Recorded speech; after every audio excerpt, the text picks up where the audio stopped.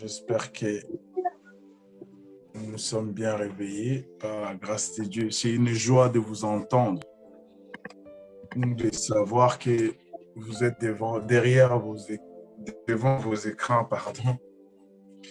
pour écouter la parole de Dieu. Nous vous serons toujours reconnaissants et redevables par votre dévouement et engagement pour le service du Seigneur. Nous bénissons le Seigneur pour la présence de tout un chacun. Nous sommes très contents ce matin d'être aussi parmi vous et nous rendons grâce à Dieu pour ce temps de partage, de communion par rapport à la parole de ce matin. Vous savez, nous sommes dans le livre de Daniel. Nous sommes en train d'étudier la prophétie de Daniel ou les livres de Daniel en général, si vous voulez. Et ce matin, par la grâce de Dieu, nous allons nous entretenir au chapitre 8 du livre de Daniel. Je vais faire la lecture. La 3e année du règne du roi Beltsazar, moi, Daniel, j'ai une vision après celle que j'avais eue précédemment. Je regardais au cours de cette vision, et tandis que je regardais, il me semblait que j'étais à Suse, la capitale dans la province d'Élam, et pendant que je regardais la vision, je me trouvais près du fleuve d'Oulé. Je levai les yeux, je regardais, et voici qu'un bélier s'était né de devant le fleuve et avait 2 cornes. Ces cornes étaient hautes, mais l'une était plus haute que l'autre, et la plus haute s'éleva la dernière. Je vis le bélier qui frappait de ses cornes à l'ouest, au nord et au sud. Aucun animal ne pouvait lui résister et personne ne pouvait délivrer de son pouvoir. Il faisait ce qu'il voulait et grandissait. Comme je prêtais attention, voici un bouc venait de l'Occident, arasant toute la surface de la terre sans la toucher. Ce bouc avait une corne spectaculaire entre les yeux. Il arriva jusqu'au bélier qui avait 2 cornes et que j'avais vu se tenant devant le fleuve. Il courut sur lui dans l'ardeur de sa force. Il les vit qui s'approchait du bélier et s'exaspérait contre lui. Il frappa le bélier et lui brisa les 2 cornes, sans que le bélier eût la force de lui résister. Il les jeta par terre et les piétina, et il n'y eut personne pour délivrer le bélier de son pouvoir. Le bouc devint très grand, mais lorsqu'il fut puissant, la grande corne se brisa. 4 cornes spectaculaires s'élevèrent à sa place aux 4 vents des cieux. De l'une d'elles sortit une corne très petite qui s'agrandit beaucoup vers le sud, vers l'est et vers le plus beau des pays. Elle s'éleva jusqu'à l'armée des cieux, fit tomber à terre une partie de cette armée et des étoiles, et elle les piétina. Elle s'éleva jusqu'au chef de l'armée. Les sacrifices perpétuels lui firent retirer, et les lieux de son sanctuaire firent rejeter. L'armée fut livrée avec les sacrifices perpétuels à cause du crime. La corne jeta la vérité par terre et réussit dans ses entreprises. J'entendis parler un saint, et un autre saint dit à celui qui parlait: jusqu'à quand durera la vision sur les sacrifices perpétuels, sur les crimes dévastateurs, sur les sanctuaires et l'armée qui sont piétinés? Et il me dit: jusqu'à 2300 soirs et matin. puis le sanctuaire sera rétabli. Tandis que moi, Daniel, je regardais cette vision et que je cherchais à la comprendre. Voici que se tenait devant moi quelqu'un qui avait l'apparence d'un homme. Et j'entendis une voix d'homme au milieu de l'eau. Il cria, « Gabriel, fais comprendre la vision à celui-ci. » Il vint alors près de la place où j'étais, et à son approche, je fus effrayé. Je tombais la face contre terre. Il me dit, « Comprends, fils d'homme, car la vision est pour les temps de la fin. » Comme il me parlait, je restais frappé d'étourdissement, la face contre terre. Il me toucha et me fit tenir debout à la place où je me trouvais. Puis il me dit, « Je vais te faire connaître ce qui arrivera au temps de la fureur, car il y a un temps fixé pour la fin. Les béliers que tu as vus et qui avaient 2 cornes, ce sont le roi des Mèdes et des Perses. Les boucs velus, c'est le roi des Javans. La grande corne entre ses yeux, c'est le premier roi. Elle fit briser et les 4 qui s'élevèrent à sa place sont 4 royaumes qui s'élèveront de cette nation, mais qui n'auront pas sa force. À la fin de leur règne, lorsque les pécheurs seront consumés, il s'élèvera un roi impudent et artificieux. Sa puissance s'affermira, mais non par sa propre force. Il fera d'incroyables destructions, réussira dans ses entreprises et détruira les puissants et le peuple des saints. À cause de sa prospérité et du succès de ses ruses, il aura de l'arrogance dans le cœur. Il détruira beaucoup d'hommes qui vivaient tranquilles et s'élèvera contre les chefs des chefs. Mais il sera brisé sans l'effort d'aucune main. Et la vision de soir et de matin dont il s'agit est véritable. Pour toi, tiens secrète cette vision, car elle se rapproche à des temps éloignés. Elle se rapporte, à des temps éloignés. Moi, Daniel, je fus plusieurs jours affaibli et malade. Puis, je me levai et m'occupais des affaires du roi. J'étais dans la stupeur, à cause de la vision et ne la comprenais point. Seigneur, comme Daniel, nous ne comprenons pas la prophétie. Nous ne comprenons pas la parole sans les secours du Saint-Esprit. Voilà pourquoi ce matin, nous demandons les concours du Saint-Esprit. Fais-nous comprendre la révélation de cette parole et fais-nous saisir la pensée de Dieu au travers de ces mots qui sortira, Seigneur, de ma bouche, si faibles qu'ils seront. Et Seigneur, toi, tu es tout puissant pour les rendre capables de corriger, d'éduquer, de reprendre, afin que nous puissions vivre dans la justice. Papa, je bénis mon auditoire. Je bénis ta parole. Glorifie-la dans nos cœurs.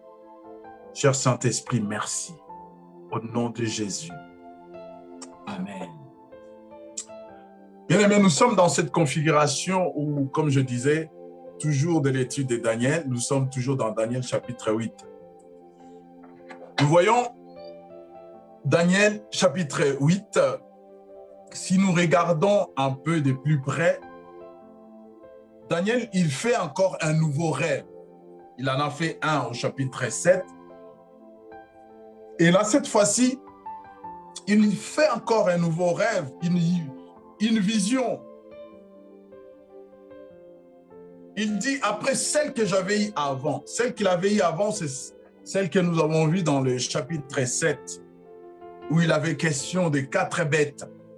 Et au chapitre 8, il fait la vision. Cette fois-ci, ce n'est pas des 4 bêtes. Ce n'est pas des bêtes compliquées, ce n'est pas des bêtes extravagantes, mais plutôt des bêtes connues qu'on peut facilement identifier, un bélier et un bouc. Et Daniel dit ceci, je levai les yeux et regardai, et voici qu'un bélier s'est tenait devant le fleuve et avait 2 cornes. Ces cornes étaient hautes, mais l'un était plus haut que l'autre, et la plus haute s'éleva la dernière. Il essaie de décrire ces béliers, comment il était. Ici, bien aimé, nous voyons Daniel faire d'abord la jonction entre les chapitres 7 et les chapitres 8. Et il voit et il donne l'explication du bélier que l'ange lui donne au verset 20. L'ange, qu'est-ce que l'ange lui dit? Que le bélier là, c'est le roi des Mèdes et des Perses.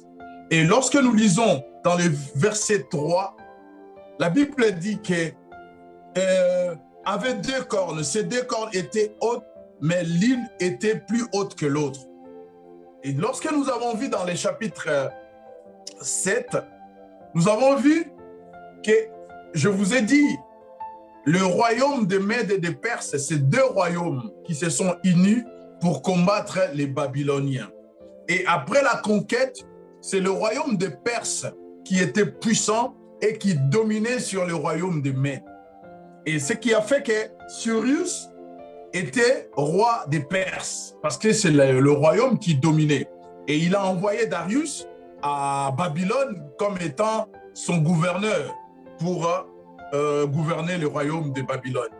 Et ici, nous voyons Daniel faire la description. Il dit, l'ange lui explique, les 2 cornes que tu as vues, les béliers que tu as vus, représentent le roi des Mèdes et des Perses. Et comme nous avons vu au chapitre 7, le roi des Mèdes, c'est la plus petite corne. Et le roi des Perses, c'est la grande corne.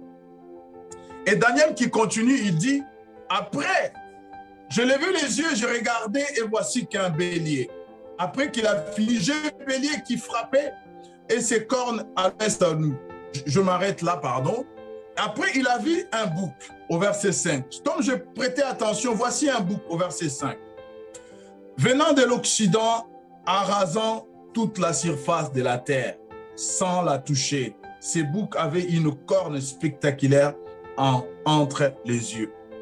Et l'ange qui lui donne l'explication au verset 21 qui dit, ces puissants, ces boucs que tu as vus avec cette longue corne ou avec ces longues cornes, ce n'est rien d'autre que le roi des Javans. Le roi des Javans, c'est la Grèce, c'est le roi des Grecs. Et il dit, ben, ces cornes, comme je l'ai vu, c'est le roi des Javans qui représente ces boucs avec 2 cornes. Et il y avait une corne qui était plus grande, pardon, une corne un peu extravagante. Et il dit, il arriva jusqu'au bélier qui avait deux cornes et qui, j'avais vu se tenant devant le fleuve, il courut sur lui dans l'ardeur de sa force. Je l'ai vu qui s'approchait du bélier et s'exaspérait contre lui. Il les frappa, les béliers.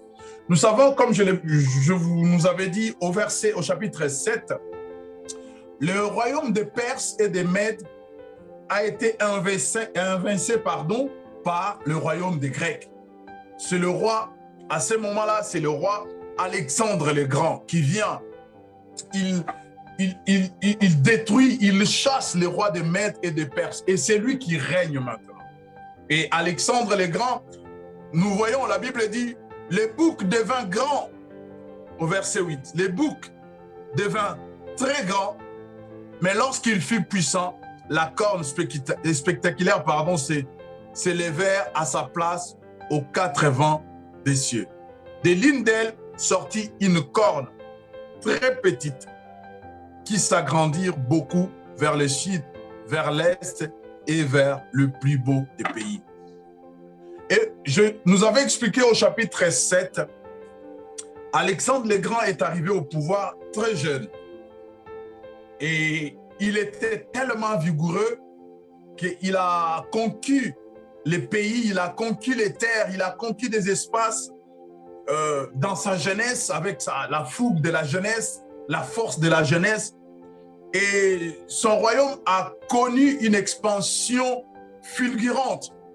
Et après cette expansion, selon les historiens, Alexandre le Grand devrait mourir entre 30 et 33 ans. Et lorsqu'il est mort d'ailleurs, il est mort brusquement comme ça, malade, et il est mort. Et après la mort d'Alexandre le Grand, nous voyons royaume, l'Empire romain récupérer la royauté ou l'hégémonie sur d'autres royaumes. Et à ce moment-là, bien aimé, nous voyons, Daniel il dit, de l'une des d'elles sortit une corne très petite qui s'agrandissait, s'élevait jusqu'à l'armée des cieux et fit tomber à terre une partie de cette armée et le foula, et des étoiles, pardon, et elle le piétina. Elle s'éleva jusqu'au chef de l'armée. Les sacrifices perpétuels lui fit retirer et les lieux de son sanctuaire fit rejeter. Ici, bien-aimés, permettez-moi de faire une découverte historique ou de relater un peu l'histoire par rapport à ce qui se passe ici. Les événements dont a parlé Daniel, dans ce que nous sommes en train de lire, nous sommes sur une phase historique et sur une phase prophétique. Et d'ailleurs, je pense que aujourd'hui, je parlerai beaucoup plus sur le plan historique et sur le plan prophétique, nous parlerons le dimanche prochain. Je pense que ce chapitre, je vais le faire en deux. Je n'aurai pas assez de temps pour expliquer les deux volets, les volets prophétiques et les volets historiques. Nous voyons cela, bien aimé, excusez-moi, je vais lire un peu beaucoup. L'Empire, je disais, à partir du verset 8, l'Empire s'étendait, cet empire du verset 8 dont nous venons de lire, cet empire dont le bouc devint grand, lorsqu'il fit puissant, grand, il se brisa à 4 cornes. Et les 4 cornes, l'empire s'étendit et conquérant dans 3 directions. Nous voyons que cet empire est allé dans 3 directions. Les 3 directions petites, cette direction occidentale, orientale et d'autres directions où la Bible dit, les historiens qui nous racontent cette histoire, ils disent cet empire a eu premier roi.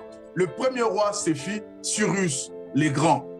Et les prophéties dans Ésaïe chapitre 44, si vous avez vos Bibles, vous verrez, lorsque Cyrus devient roi, il y a eu déjà une prophétie qu'Ésaïe avait prophétisée des milliers d'années avant son accession au pouvoir. Ésaïe 44, qu'est-ce qu'Ésaïe 44 dit? Lisons Ésaïe 44.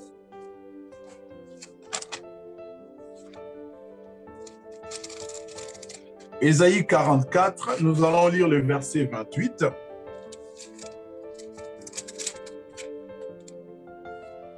J'ai dit à Cyrus, mon berger, il accomplira tous mes désirs. Il dira de Jérusalem qu'elle soit rebâtie et du temple qu'il soit fondé. Je continue. Chapitre 45. Ainsi parle l'Éternel à son Messie, à Cyrus, qu'il saisit par la main droite pour terrasser les nations devant lui et pour déboucler la ceinture de roi, pour ouvrir devant lui les 2 battants et que les portes ne soient plus fermées. Je marcherai devant toi, j'aplanirai les pentes, je briserai les ports de bronze et je mettrai à pièces les verrous de fer. Je te donnerai des trésors enfouis, des richesses dissimulées, afin que tu reconnaisses que je suis l'Éternel, qui t'appelle par ton nom, les dieux d'Israël, à cause de mon serviteur Jacob et d'Israël, mon élu. Je t'ai appelé par ton nom, je t'ai paré d'un titre, sans que tu me connaisses. Je suis l'Éternel, il n'y en a point d'autre. À part moi, il n'y a point de Dieu. Je t'ai pourvu d'une ceinture sans que tu me connaisses. C'est enfin que l'on reconnaisse du soleil levant au couchant qu'en dehors de moi, il n'y a que néant. Je suis l'Éternel et il n'y en a point d'autre. Alléluia. Bien-aimé, cette histoire, Ésaïe a prophétisé sur des milliers d'années avant. Vous remarquerez, nous avons parlé de Cyrus, le roi de Perse. Lorsqu'ils reprennent Babylone, alors que Dieu avait déjà prédit, nous lisons dans Ésaïe, Dieu qui appelle Cyrus son Messie, son envoyé. Alors que Cyrus ne connaît pas Dieu, il n'est pas dans l'alliance. Mais Dieu utilise Cyrus comme il a utilisé Nabuchodonosor lorsqu'Israël péchait, lorsqu'Israël s'est détourné de Dieu, lorsqu'Israël désobéissait à Dieu.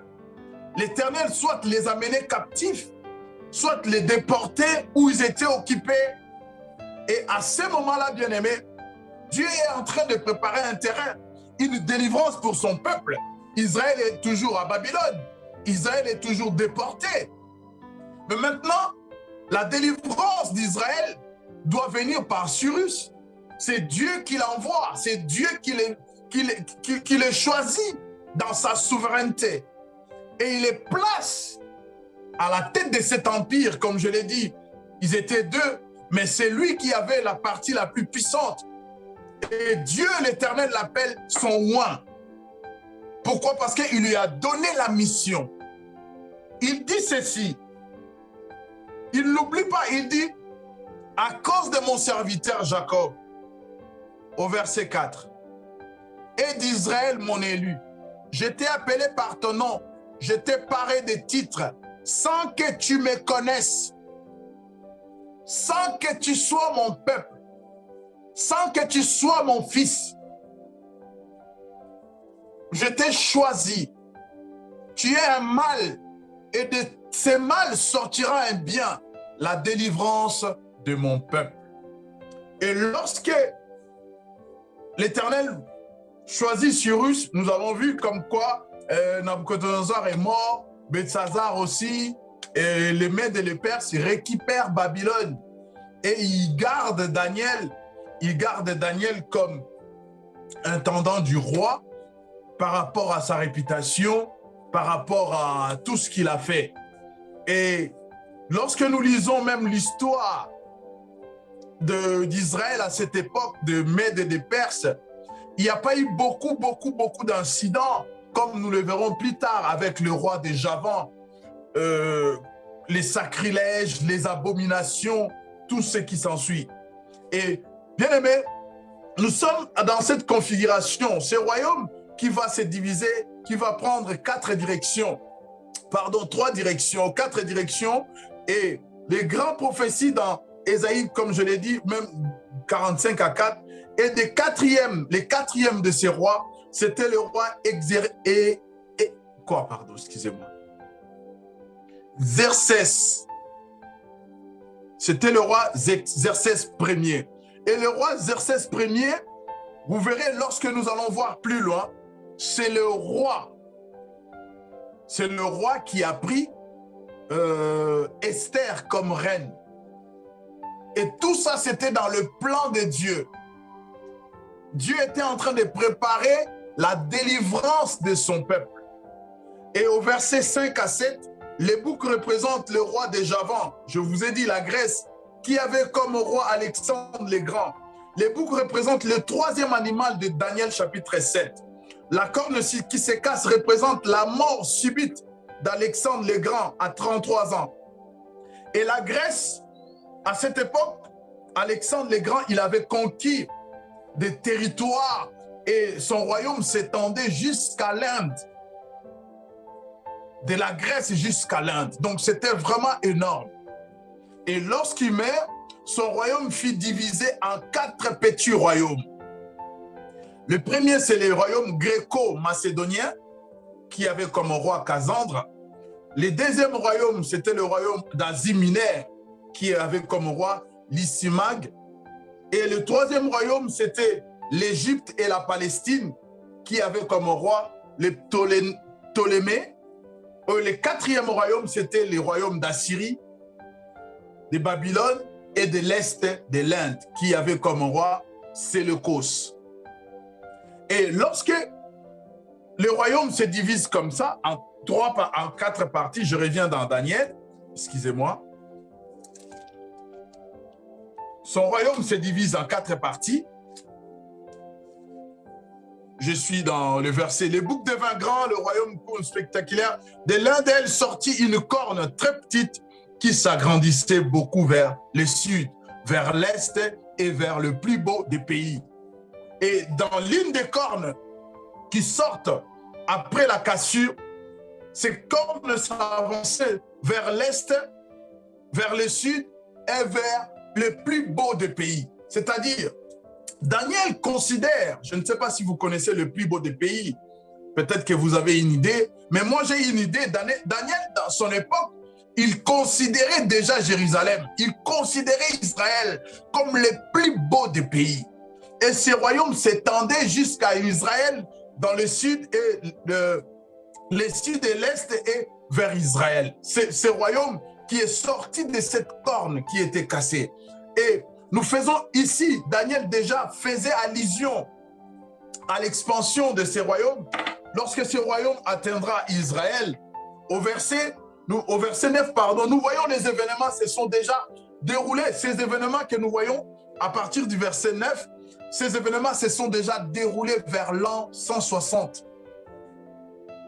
Qu'est-ce que la Bible dit? L'une d'elles sortit d'une corne très petite qui s'agrandissait beaucoup vers le sud, vers le nord. Elle s'éleva jusqu'à l'armée des cieux, fit tomber à terre une partie de cette armée et les étoiles et les piétiner.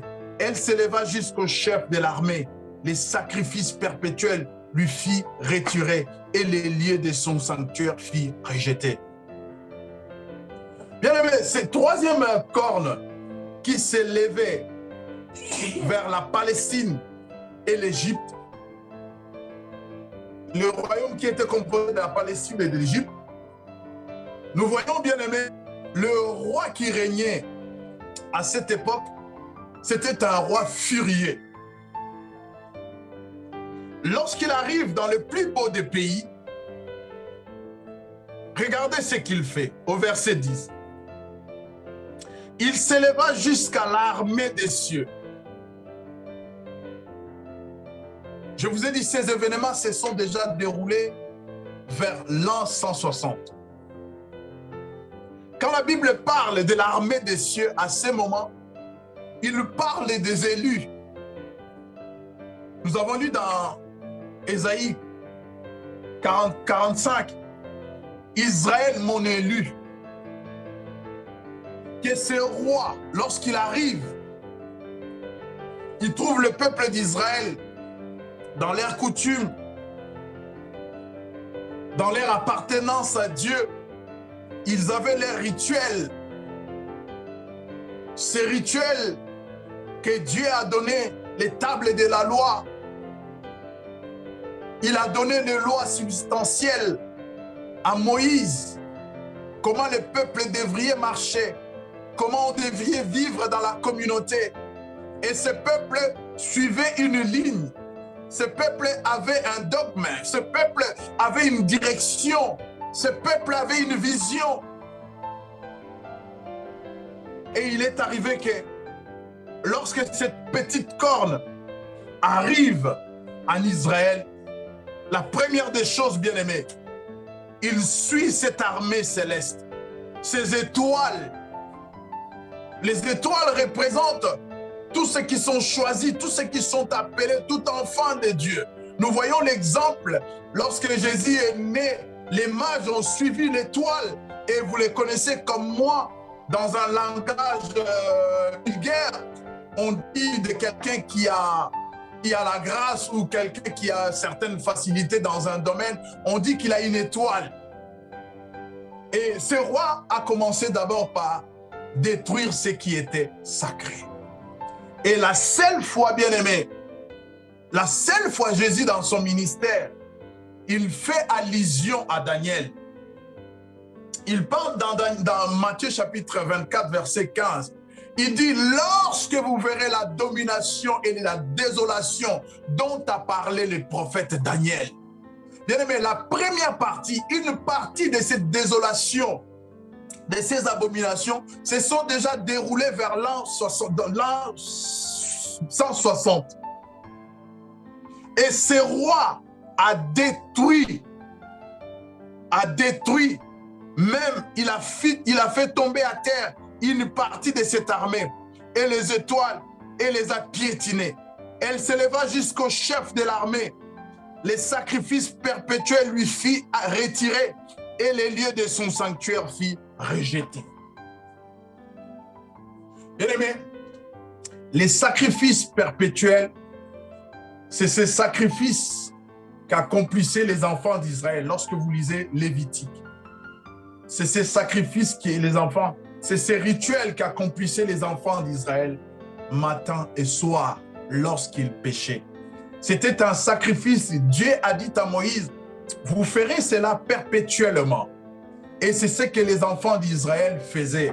À chaque fois qu'ils péchaient, le matin et le soir, ils se purifiaient. Là, nous ne sommes pas dans l'expiation.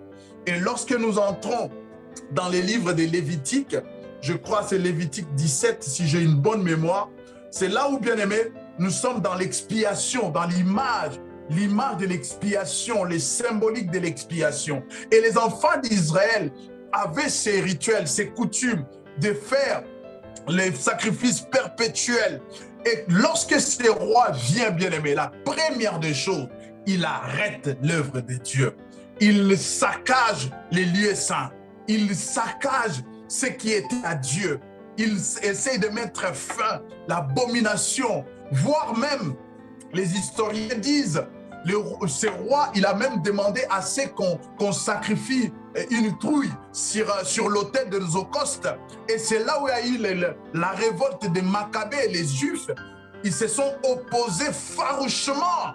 Parce que là, apparemment, le mal commençait à atteindre son comble. Et ils se sont levés, ils se sont dit non, on ne va pas se laisser jusque-là. Mais les lieux saints, les lieux du sacrifice, pardon, les sacrifices, tout ce qui était rituel, ce roi l'avait tout détruit.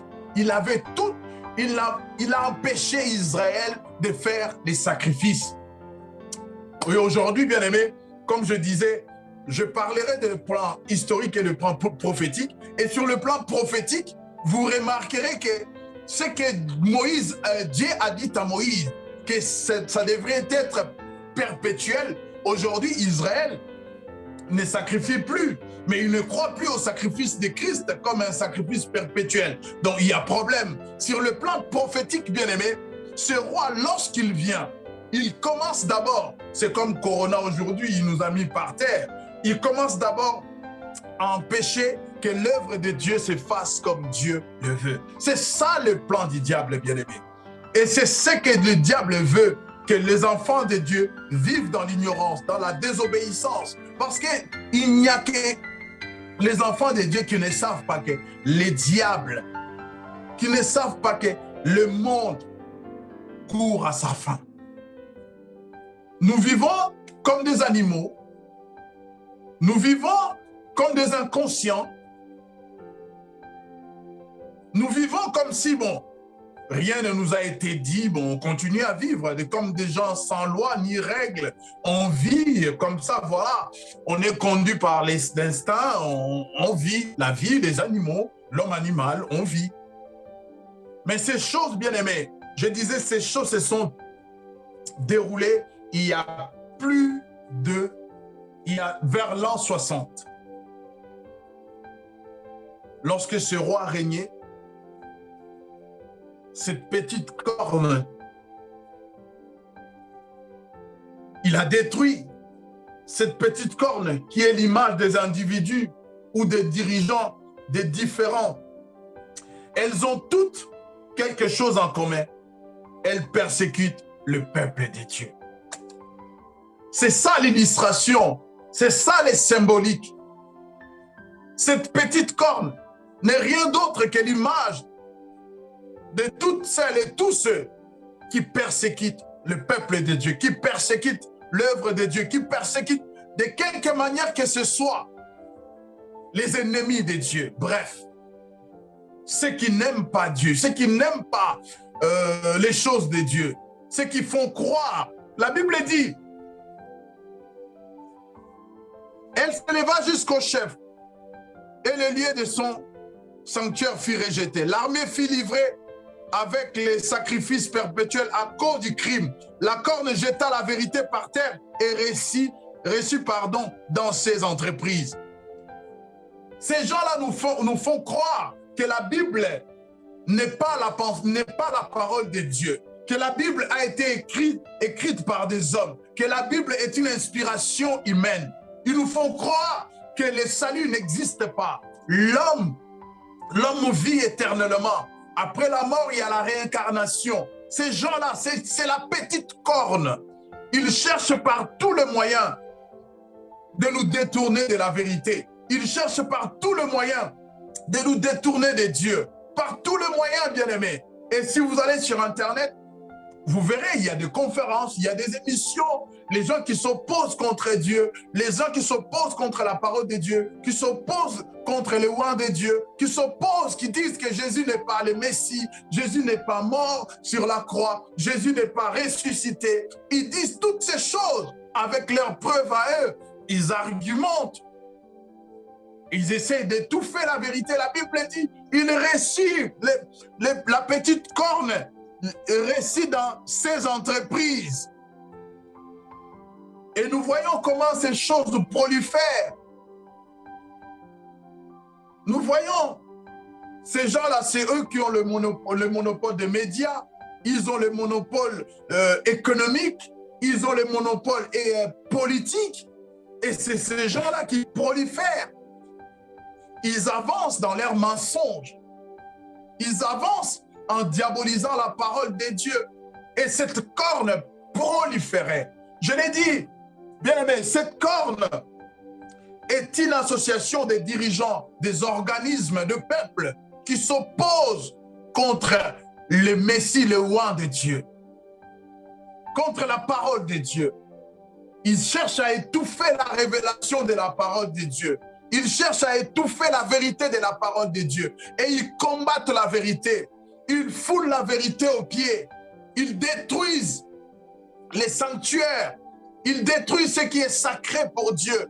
Ils détruisent ce que Dieu a mis à part. Ils les détruisent, bien-aimés. Par là, je fais allusion à nous, comme la Bible dit dans Corinthiens, que nous sommes les temples du Saint-Esprit. Ils nous détruisent. Vous savez combien de chrétiens sont dans des prisons en Algérie, au Maroc, en Afghanistan? Combien ils sont aujourd'hui lapidés, ils sont aujourd'hui tués à cause de leur foi? Combien, bien-aimés? Ces pays-là acceptent des bouddhistes, ils acceptent d'autres confessions religieuses. Mais lorsque vous dites que vous êtes chrétien, c'est comme si vous avez insulté leur maman.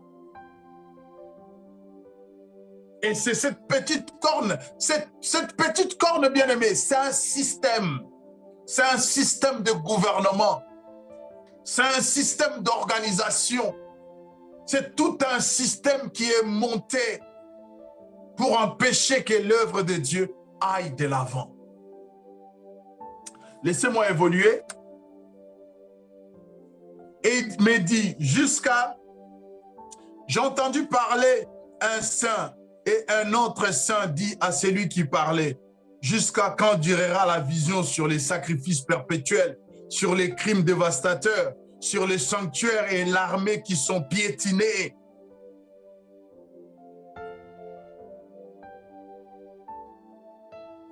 Et il me dit, jusqu'à 2300 soirs et matin, puis le sanctuaire sera rétabli. Bien-aimés, dans les temps prophétiques, ici nous avons 2300 J'ai essayé de faire un petit calcul, je vais le retrouver vite fait. Ouais. Les temps prophétiques et les temps, ici nous avons les temps prophétiques pardon, et les temps historiques. Dans les temps prophétiques, un jour égale à 1000 ans. Un jour, pardon, égale à 1 an, d'après ce que nous avons vu dans le chapitre 7. Et lorsque nous gardons cela, donc la prophétie devrait durer 2300 années.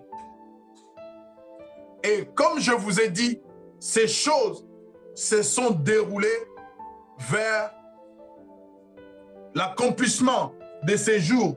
C'est accompli il y a longtemps. Si nous faisons des calculs, nous allons de 500 ou 600 après la mort d'Alexandre, 600 et quelques, plus 2300, faites les calculs, vous verrez que ces choses se sont déjà déroulées sur le plan historique. Mais sur le plan prophétique, c'est ce que nous essayerons de voir le dimanche prochain. Mais sur le plan historique, c'est chaud. Pourquoi j'ai insisté sur ce roi qui détruisait, sur ce roi qui a détruit les sanctuaires? Parce que ce roi est le symbolique de l'Antichrist. Ce roi est le symbolique prophétique de notre temps. Et il s'est servi au temps de Daniel, au temps de certains chrétiens, de nos frères qui sont morts sous le coup de ce roi. Et la Bible dit, Daniel, moi Daniel, je fis au verset 26.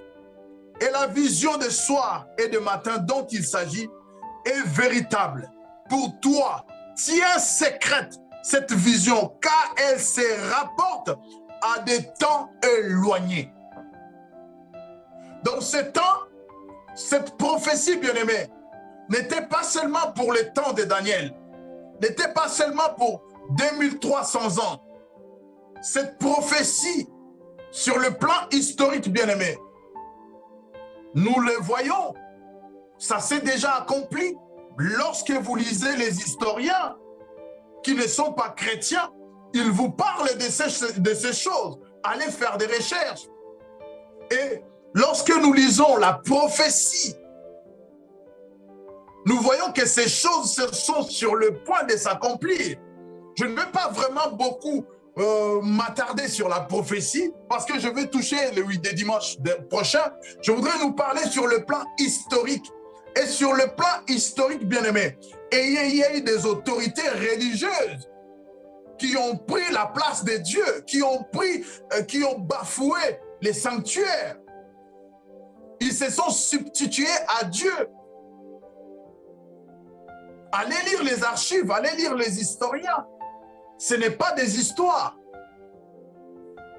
Ils ont bafoué les étoiles et la vérité, les sanctuaires, les sacrifices perpétuels. Ce n'est plus Jésus le seul médiateur entre Dieu et les hommes. Ils nous ont amené d'autres médiateurs. Ils nous ont dit le salut par les œuvres.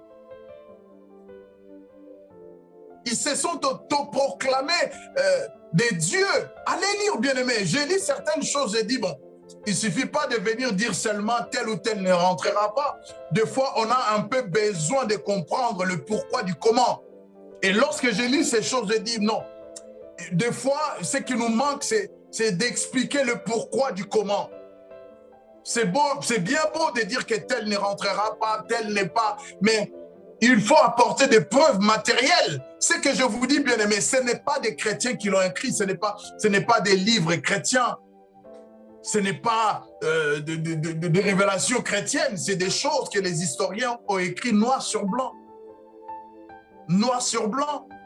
La déportation d'Israël, comment Israël a été déporté, comment ces gens, ces rois ont sévi, comment les Mèdes, les Perses, les Javans, tous ces royaumes, comment... Ben, c'est historique.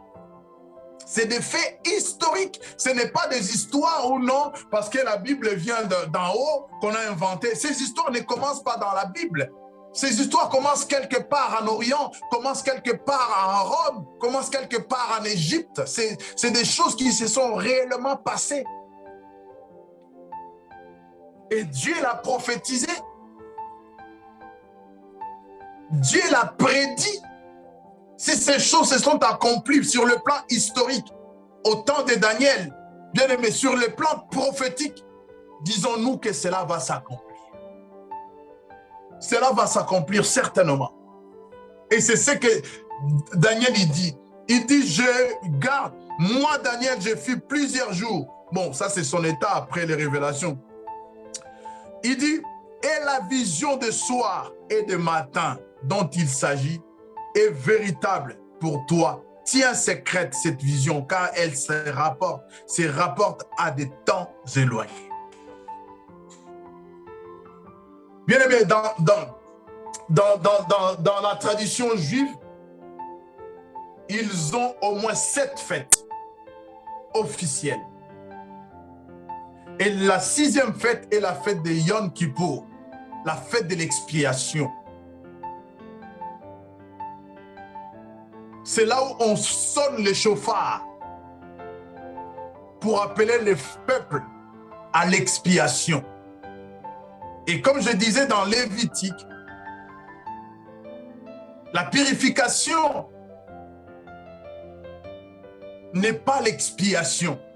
La purification, c'était matin et soir.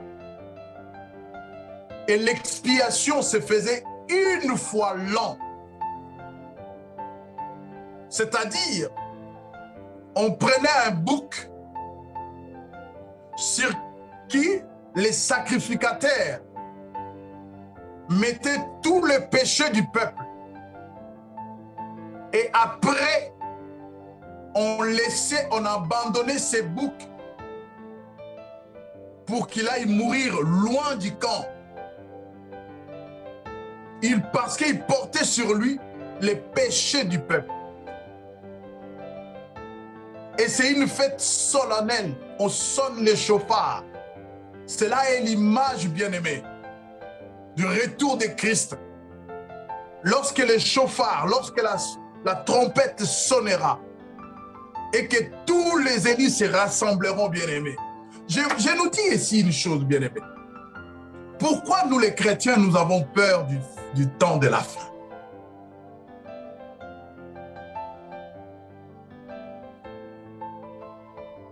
Quelqu'un qui n'a rien fait, quelqu'un qui est innocent, pourquoi il doit avoir peur d'un tribunal?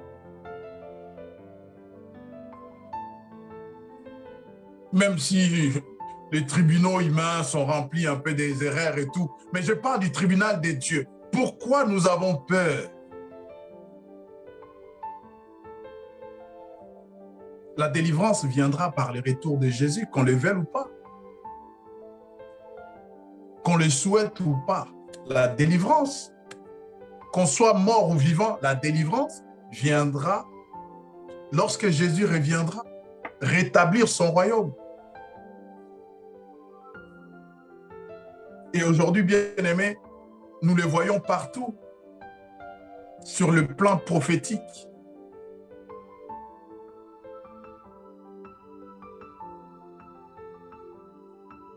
Les chefs religieux, aujourd'hui, ils sont en Mésopotamie. Bien-aimés, les diables se préparent. Vivons. La Bible dit racheter les temps. Nous qui sommes en Jésus, nous qui avons Jésus comme Seigneur et Sauveur, bien-aimés, vivons à fond. Vivons. Et vivons mieux et bien. Faisons tout ce que nous avons besoin de faire. Restons droits avec les Seigneurs. Je vous ai donné je crois, mon témoignage comme ça rapidement par rapport à un frère qui à l'époque me prêchait l'évangile.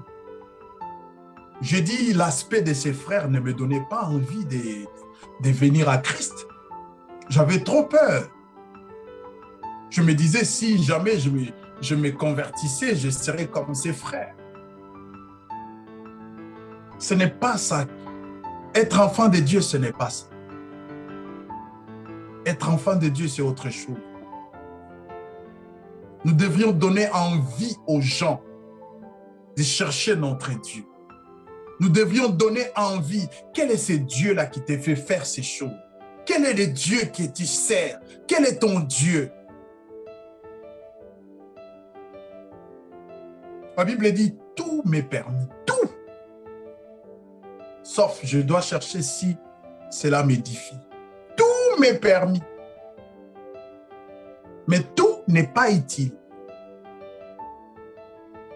Si tu penses qu'avoir un immeuble, c'est utile pour toi, bien-aimé, va à fond, achète-toi un immeuble. Si tu penses qu'avoir une Lamborghini, c'est utile pour toi, vas-y, bien-aimé, achète. N'hésite pas, achète. Vis. Si tu penses qu'avoir des maisons, vas-y, lance-toi, fais-les. Fais-les. La Bible dit, tout m'est permis. Mais seulement ne vivons pas comme le monde. On peut être millionnaire et enfant de Dieu. On peut être Miss Monde et enfant de Dieu.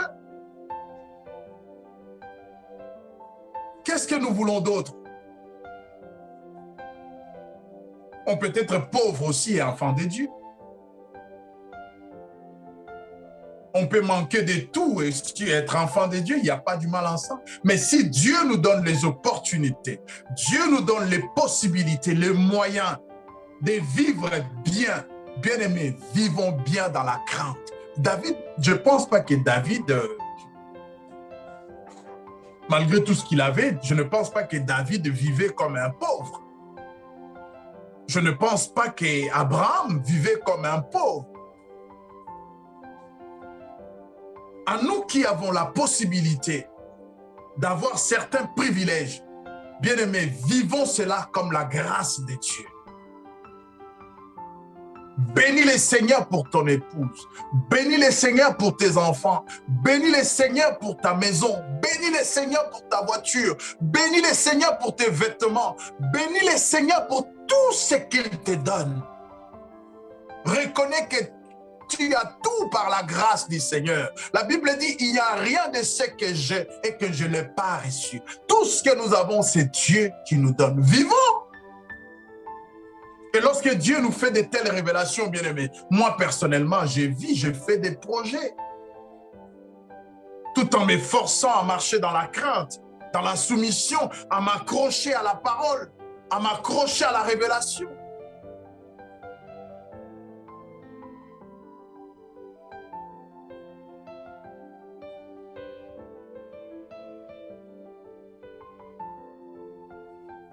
Il me dit jusqu'à 2300 soirs et matins, puis le sanctuaire sera rétabli.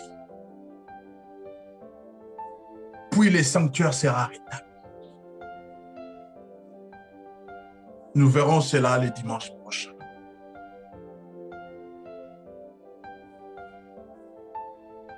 Nous verrons cela le dimanche prochain. Bientôt, très bientôt, bien-aimés. Il sera l'heure. C'est lui qui attend la fin du temps. Ne vis pas comme tout le monde. Prépare-toi à la rencontre de ton Dieu, mais vis ta vie. Ecclésiaste dit, vis ta vie, jeune homme. Fais-toi plaisir. Mais je te rappelle seulement, prépare-toi à la rencontre de ton Dieu. Si tu vis ta vie, tu te prépares à la rencontre de ton Dieu, tu es un homme, tu es une femme bénie. C'est ça le plus important, bien. C'est ces objectifs-là que le diable veut nous détourner.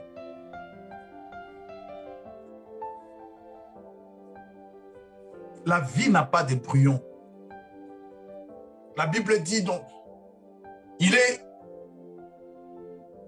recommandé aux hommes de vivre une seule fois, après quoi vient le jugement. Tu n'as pas deux vies. Tu n'as pas deux vies. Tu n'en as qu'une.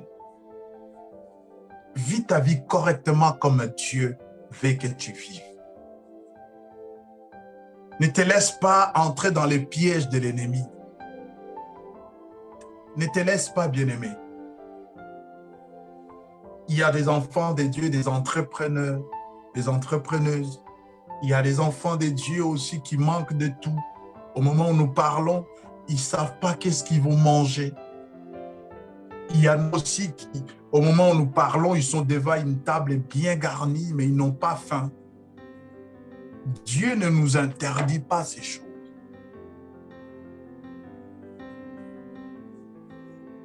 Gardons la vérité, bien-aimés. Pendant ces temps de preuve, où les tractations sont en train de se préparer, de se faire, où l'Antichrist se prépare, bien-aimés. Pensez-vous que Dieu nous a envoyés sur cette terre comme ça pour que nous passions seulement « Alléluia, non. Non. C'est vrai que ce monde passera. Mais Dieu ne nous interdit pas de vivre. Nous sommes encore dans ce monde. C'est par là aussi que nous devrions faire la différence, tout en étant enfants de Dieu. Là où la vérité est foulée, là où le sanctuaire est renversé, là où l'abomination et la désolation dont a parlé le prophète Daniel, c'est vie. Nous sommes là, mais nous ne vivons pas avec eux. Nous ne participons pas à leur péché. Nous ne participons pas à leur désobéissance. Nous sommes à l'écart parce que nous sommes un peuple élu. Nous sommes un peuple racheté. Nous ne conspirons pas pour détruire le monde, pour détruire les frères ou la sœur. Nous ne conspirons pas pour nous détruire les uns les autres. Nous vivons, nous cherchons à vivre dans la paix du Seigneur.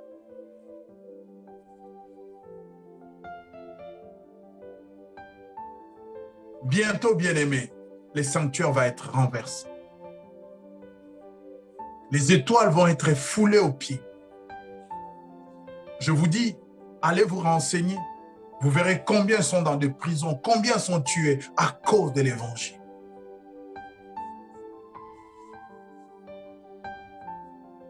Baissons nos têtes dans la